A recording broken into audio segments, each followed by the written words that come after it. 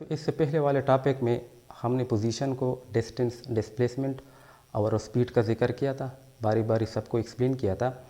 और आज जो नंबर है वेलोसिटी और एक्सेलरेशन का, तो वेलोसिटी और एक्सेलरेशन को एक्सप्लेन करने से पहले बच्चों हम एक मरतबा फिर स्पीड को रीडिफाइन करते हैं।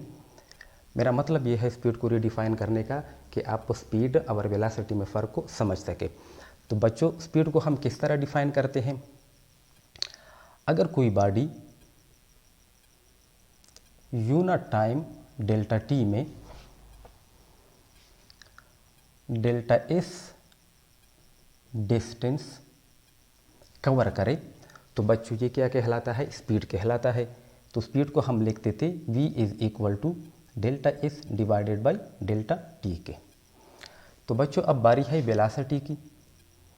तो वेलोसिटी को हम कैसे डिफ़ाइन करेंगे? तो बच्चों वेलोसिटी को हम डिफ़ाइन करते हैं कि अगर कोई ऑब्जेक्ट, कोई body unit time delta T में क्या करे, डेल्टा डी डिस्प्लेसमेंट कवर करे, तो ये डिफिनीशन बन जाता है किसका? वेलोसिटी का। अब बच्चों स्पीड को हम रिलेट करते हैं डिस्टेंस के साथ, यानी स्पीड को हम डिफ़ाइन करते हैं डिस्टेंस के साथ, जबकि वेलोसिटी को हम डिफ़ाइन करते हैं डिस्प्लेसमेंट के साथ। अब वजह क्या है? वजह यह है कि स्पीड बच्चों स्केलर क्वांटिटी है, जबकि वेलोसिटी जो है वो वेक्टर क्वांटिटी है। अब डिस्प्लेसमेंट में भी हमने ये जिक्र किया था कि डिस्प्लेसमेंट क्या है? ये वेक्टर क्वांटिटी है, क्योंकि डिस्प्लेसमेंट की डायरेक्शन होती है हमेशा के लिए, डिस्प्लेसमेंट का direction from initial position to final position की जानिब होता है। तो इस वजह से हम वेलोसिटी को स्पीड के साथ भी डिफ़ाइन कर सकते हैं, लेकिन फिर हमने स्पेसिफिक डायरेक्शन का जिक्र करना होगा। यानी अगर हम वेलोसिटी की डिफिनीशन करें, वेलोसिटी की डिफिनीशन करें स्पीड के साथ, तो हम कहेंगे कि यूनिट टाइम डेल्टा टी में अगर कोई body delta S distance cover करे, लेकिन कहा स्पेसिफिक डायरेक्शन में, तो ये भी डिफिनीशन बन जाता है किसका? वेलोसिटी का। यानी वेलोसिटी के लिए डायरेक्शन का होना ज़रूरी है, क्योंकि वेलोसिटी वेक्टर क्वांटिटी है। अब बच्चों एक एग्जांपल लेते हैं वेलोसिटी को समझने के लिए। बच्चों सपोज़ ये दो पॉइंट्स हैं ए एंड बी। अब इनके बीच में जो डिस्टेंस है, सपोज़ हम वो ये लेते हैं, दोनों के बीच में जो डिस्प्लेसमेंट है डेल्टा डी, वो हमने ये लिया। अब ये क्या है? डिस्टेंस है डेल्टा एस ए और बी के बीच में। और ये डेल्टा एस बच्चों कितनी है? ये 10 किलोमीटर है। अब ए और बी के बीच में इसी डिस्टेंस को मैंने बाई बस के ज़रिए तय करनी है। अब बस ए और बी के बीच में ये 10 किलोमीटर की डिस्टेंस बच्चों कितने टाइम में कवर करता है? 0.5 आवर, यानी 30 मिनट में।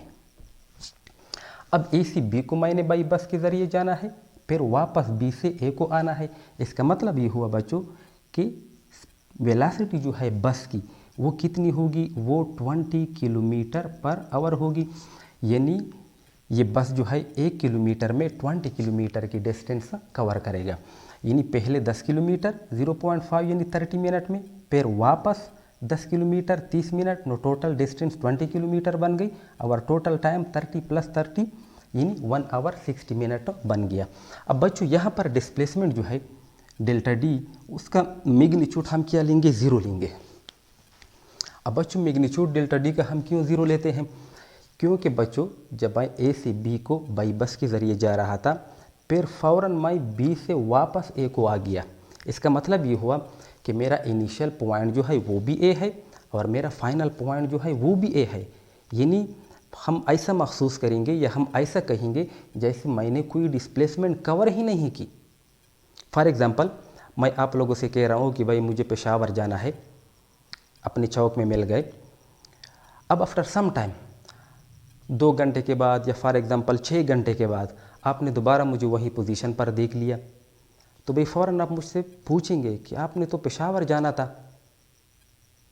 आप क्यों इस तरह पूछेंगे? क्योंकि जिस पॉइंट पर आपने मुझे देखा था, आफ्टर 6 आवर उसी पॉइंट पर दोबारा आपने मुझे देखा। यानी मेरी डिस्प्लेसमेंट क्या हो गई? 0 हो गई, क्योंकि जिस पॉइंट पर मैं खड़ा हूँ उसी पॉइंट पर अगेन मैं खड़ा। यानी इनिशियल पॉइंट और फाइनल पॉइंट ये दोनों मेरे सेम है। डिस्प्लेसमेंट के लिए 2 पॉइंट का होना ज़रूरी है, 2 पॉइंट के बीच में लीस्ट डिस्टेंस होती है। अगर बच्चों मैं ए सी बी को सिर्फ चला जाता, फिर डिस्प्लेसमेंट का मैग्नीट्यूड ज़ीरो नहीं होता। चूँकि मैं वापस आ गया तो डिस्प्लेसमेंट का मैग्नीट्यूड क्या हुआ, ज़ीरो हुआ। अब अगर इसको हम पुट करेंगे तो हम कह सकते हैं कि average velocity of the bus जो है वो क्या होगी बच्चों, ज़ीरो के बराबर होगी, क्योंकि वेलोसिटी का मैग्नीट्यूड एवरेज वेलोसिटी का वो ज़ीरो है।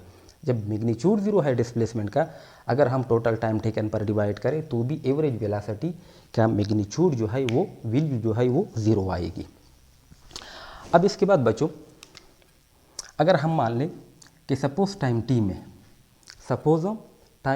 में या सपोज टाइम डेल्टा टी में बॉडी ने ए सी बी को जो डिस्प्लेसमेंट कवर किया वो कितना है, डेल्टा डी है। अब एक सेकेंड में बॉडी ने जो डिस्प्लेसमेंट कवर किया उसको हम डिवाइड करेंगे किस पर, इस डेल्टा टी पर। अब बच्चों एक सेकेंड में बॉडी ने जो डिस्प्लेसमेंट कवर की उसको हम क्या नाम देते हैं, वेलोसिटी का नाम देते हैं। तो हम लिखते हैं कि बॉडी की वेलोसिटी जो है वो किसके बराबर आ जाएगी, delta D divided by delta T के। तो ये वेलोसिटी का रिलेशन है कि v is equal to delta D divided by delta T के। अब बच्चों जब कोई बॉडी मोशन कर रही हो तो मोशन के दौरान अगर बॉडी का स्पीड का मैग्नीट्यूड वो कांस्टेंट रहे या मोशन की जो डायरेक्शन है अगर वो कांस्टेंट रहे तो हम कहते हैं कि बॉडी जो है वो यूनिफॉर्म वेलोसिटी के साथ जा रही है। अगर मोशन के दौरान स्पीड का मैग्नीट्यूड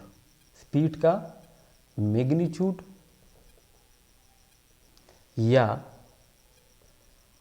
मोशन की जो डायरेक्शन है अगर इन दोनों में चेंज ना हो, नॉट चेंज, दोनों में चेंज बच्चों ना आए, तो हम क्या कहेंगे कि बॉडी की मोशन जो है वो क्या है, यूनिफॉर्म है, यानी बॉडी यूनिफॉर्म वेलोसिटी से हरकत में है, यानी बॉडी यूनिफॉर्म वेलोसिटी के साथ मोशन कर रही है। अब इस दौरान बच्चों अगर हम डिस्प्लेसमेंट और टाइम इन दोनों के बीच में ग्राफ ड्रा करें, यहाँ पर हम टाइम को ले लें और इस एक्सिस पे हम डिस्प्लेसमेंट डेल्टा डी को ले लें, तो बच्चों जब बॉडी यूनिफॉर्म वेलोसिटी के साथ जा रही हो तो इस दौरान डेल्टा डी और टाइम के बीच में ग्राफ जो है वो स्ट्रेट लाइन होगा।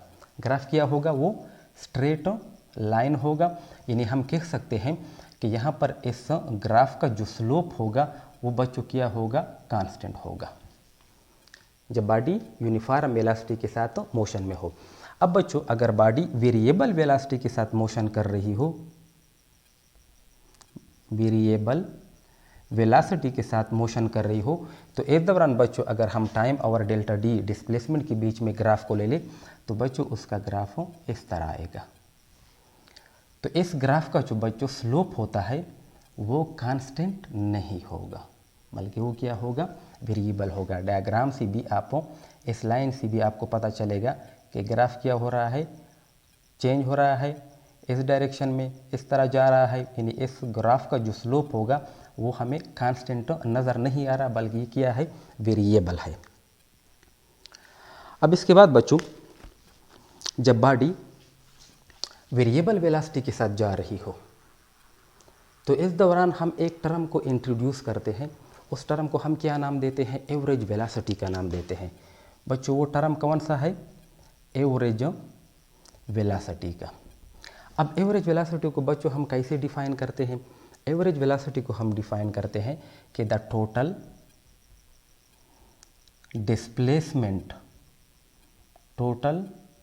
Displacement covered by a body divided by total time taken,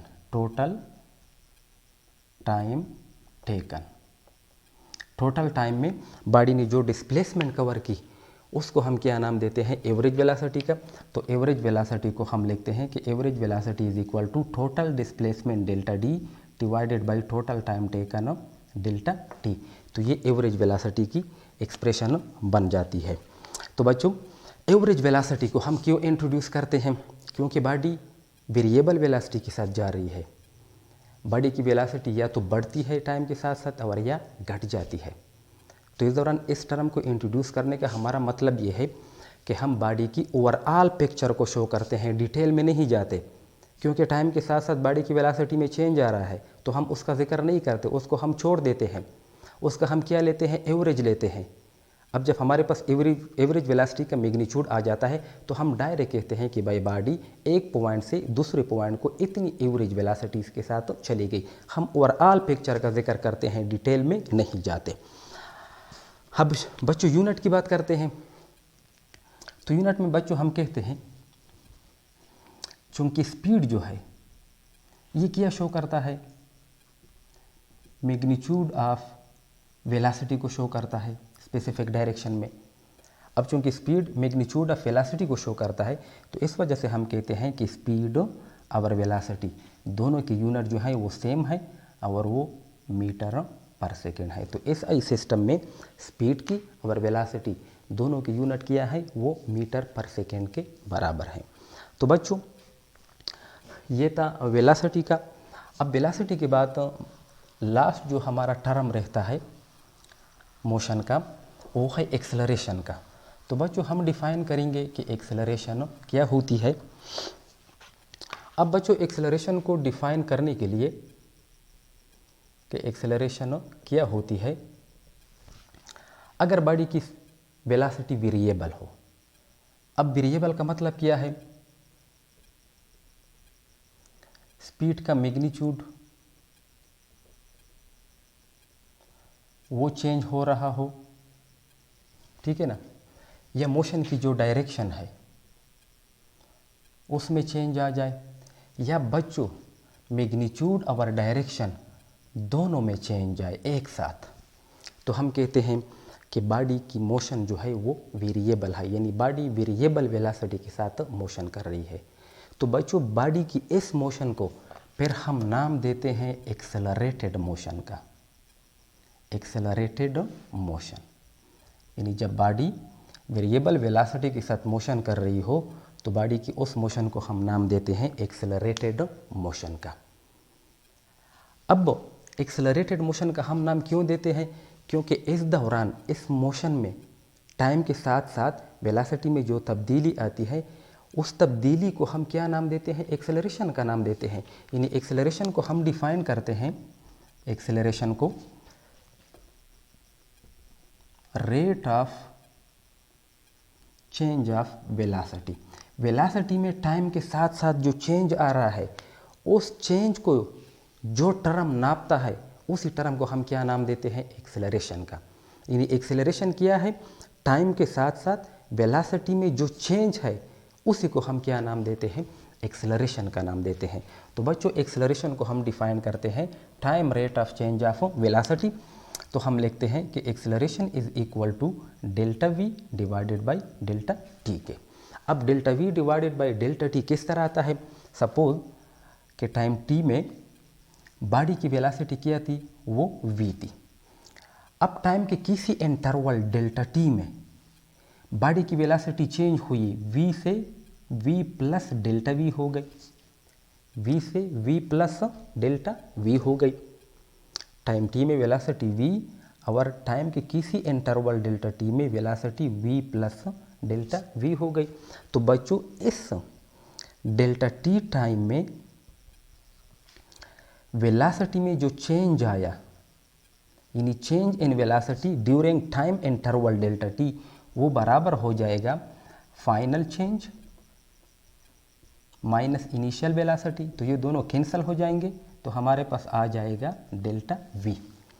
अब अगर डेल्टा वी को हम उधर ले जाएं तो यहाँ पर सिर्फ टाइम रह जाएगा। सिर्फ टाइम का मतलब क्या है, इन 1 second, in 1 second change in velocity, change in velocity वो बन जाएगा delta V divided by delta T.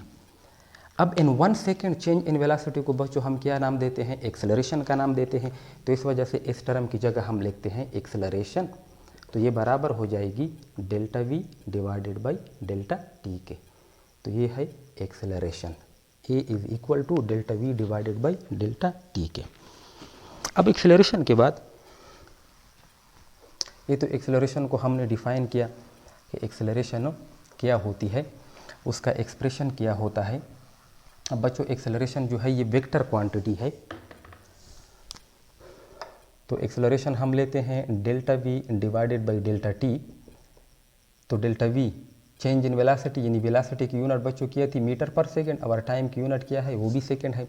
तो ये 2 सेकेंड मल्टीप्लाई हो जाएंगे तो हमारे पास आ जाएगी मीटर पर सेकेंड स्क्वायर। तो ऐसा ही सिस्टम में एक्सेलरेशन की जो यूनिट है वो मीटर पर सेकेंड स्क्वायर है, और एक्सेलरेशन जो है बच्चों वो क्या है वेक्टर क्वांटिटी है।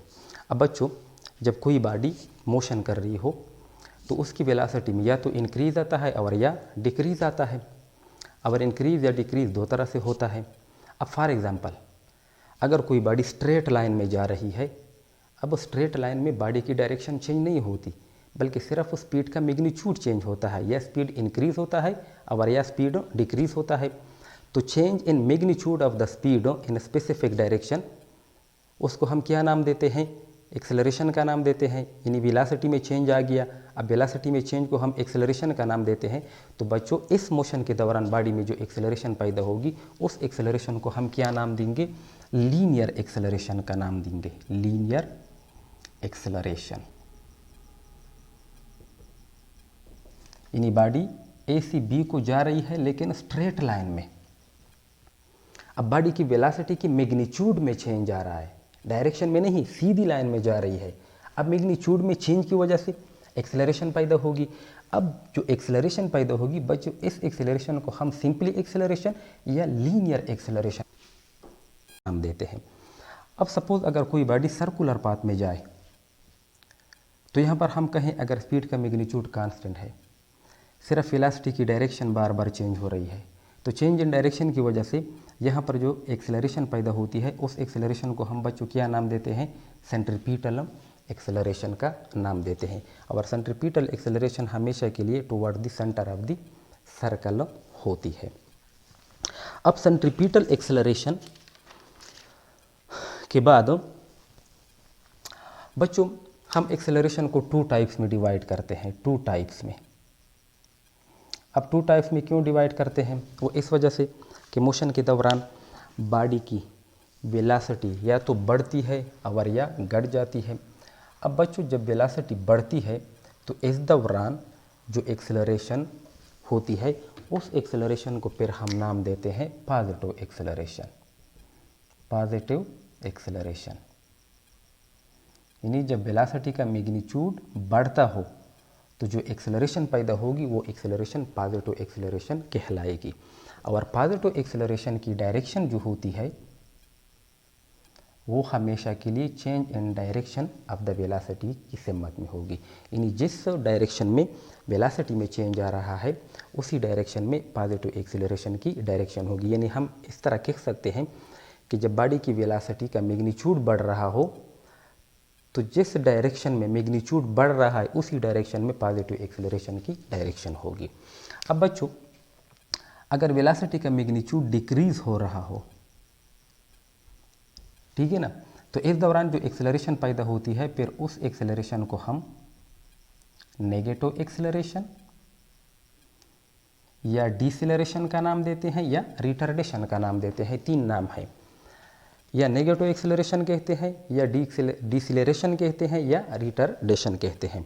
अब इसका जनरल सा एग्जांपल इस तरह है बच्चों, अगर हम इंक्लाइंड प्लेन ले लें, सपोज ये एक इंक्लाइंड प्लेन है। अब यहाँ पर बाल पड़ा है या यहाँ पर मैं बाल को छोड़ता हूँ तो आप लोग देखेंगे कि बॉडी की वेलोसिटी क्या होगी, यानी बाल की वेलोसिटी क्या होगी, बढ़ती जाएगी। अब इस दौरान जो एक्सेलरेशन पैदा होगी उस एक्सेलरेशन को हम पॉजिटिव एक्सेलरेशन का नाम देते हैं। जिस डायरेक्शन में वेलोसिटी बढ़ रही है उसी डायरेक्शन में एक्सेलरेशन की डायरेक्शन होगी। अब अगर इसी बाल को मैं नीचे से इस इंक्लाइंड प्लेन पर ऊपर फेंकूं, ठीक है ना, पुश करूं, तो इस दौरान इस बाल की वेलोसिटी क्या होगी, घट जाएगी, डिक्रीज होती जाएगी। तो इस दौरान जो एक्सेलरेशन पैदा होगी उस एक्सेलरेशन को हम नेगेटिव एक्सेलरेशन या डिसेलरेशन या रिटार्डेशन का नाम देते हैं। तो इस दौरान इस एक्सेलरेशन की डायरेक्शन क्या होगी, opposite to the change in velocity होगी। यानी एक्सेलरेशन की डायरेक्शन इस डायरेक्शन में होगी और वेलोसिटी उस डायरेक्शन में जा रही है, चेंज हो रही है।